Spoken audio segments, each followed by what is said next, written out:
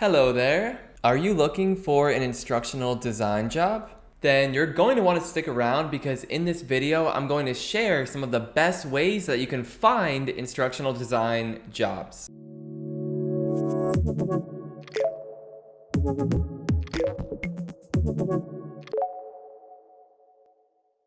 So if you're looking for instructional design jobs, then it's probably already safe to assume that you have a good instructional design resume and a portfolio together, because those will be the two biggest tools at your disposal for actually landing an interview.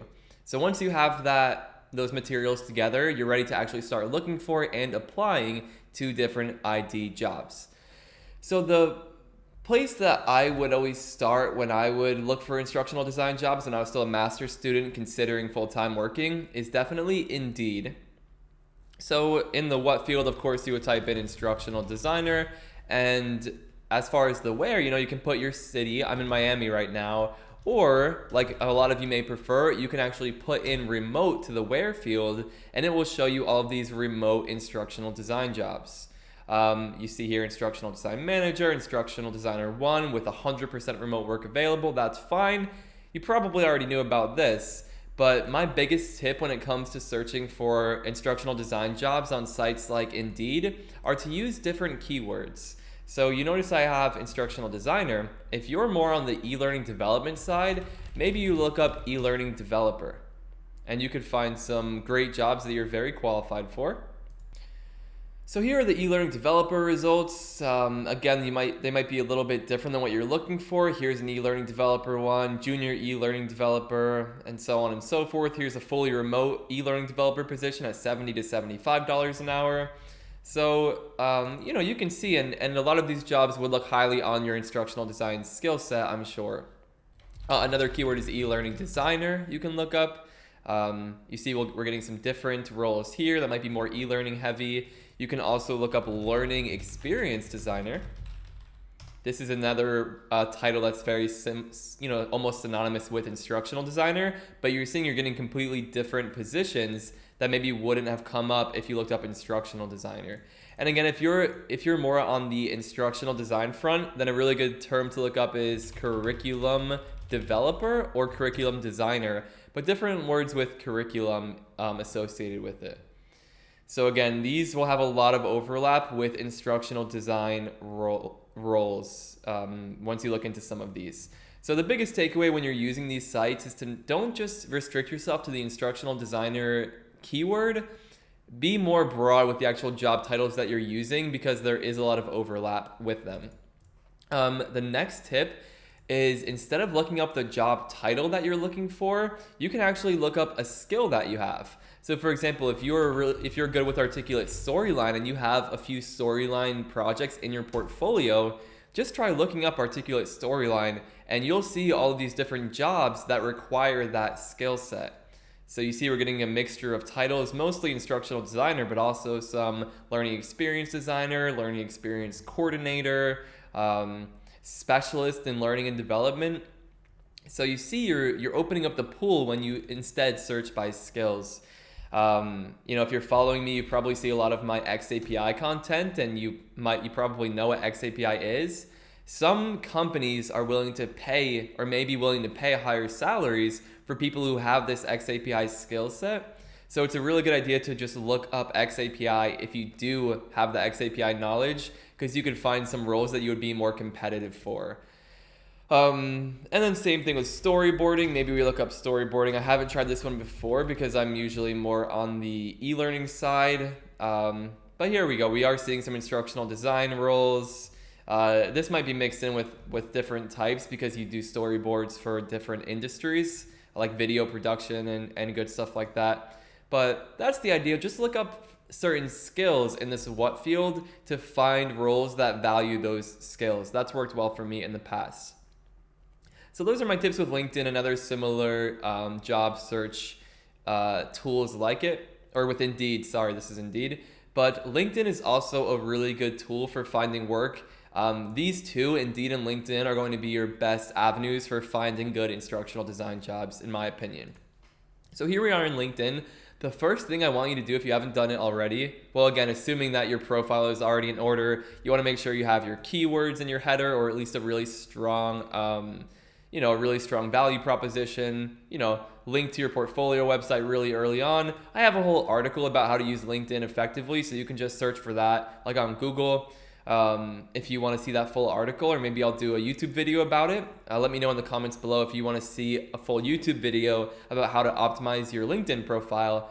But the main thing we want to look at right now will be right under your, your header right here on your profile page. So you'll see here I'm providing services. I can share that I'm hiring. You might not see these same options, but you will see this one, which is what you're interested in. Show recruiters you're open to work. So you want to find this box and click on this, and now you can add job titles that you're interested in appearing for. So for example, I'll type in instructional designer. You can type in e-learning developer, e-learning consultant too. Why not, if you know a lot about e-learning?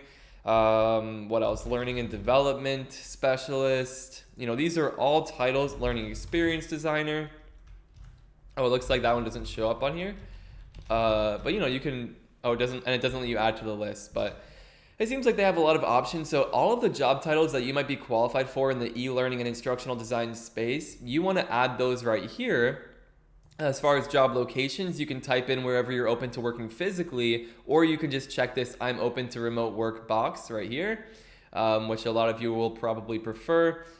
Start date, you can say when you're interested in starting a role, maybe immediately. And then you can even check the different types of positions that you're interested in.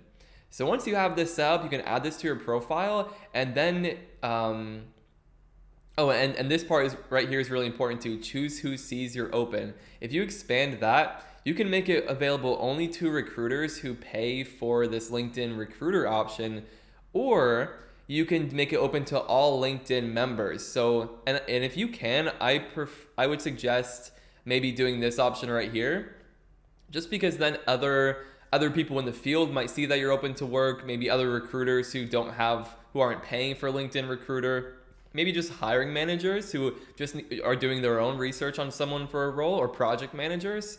So if you can, make this visible to all LinkedIn members, so that then it's no secret that you're actually looking for work and looking for a better role. So once you're done with that, you would just do add to profile, but I'm going to close that for now because I'm not actually looking for a full-time role. But this jobs tab right here at the top of LinkedIn is another really good tool, and you can use this in the same way that you use Indeed, only I don't think, oh, here it is, remote is an option. That's perfect.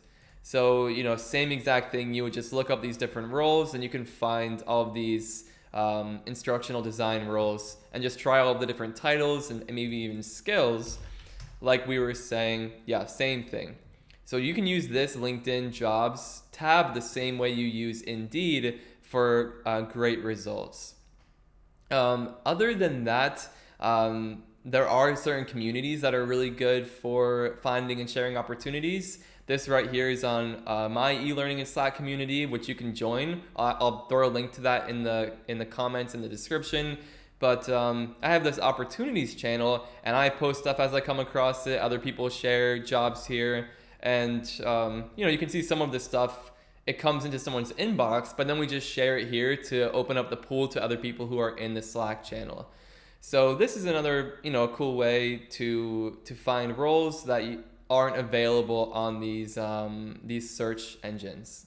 So that's what I have for you here today. I hope that this helps you in your job search. Just broaden the searches if you can. Join these Slack communities like the one I'm linking below, just to keep an eye on these opportunities that might not be on the main job boards. And yeah, just make sure that your portfolio and your resume are in good shape. Your resume, you want that to be impressive enough for someone to check out your portfolio, and then you want your portfolio to be impressive enough for someone to actually reach out and schedule an interview with you. So that's kind of the funnel. Like you need to get your application in for the job. Your resume needs to meet some basic criteria, I'm sure, but you want to funnel people to that portfolio so that can put in its work and impress the hiring manager or recruiter.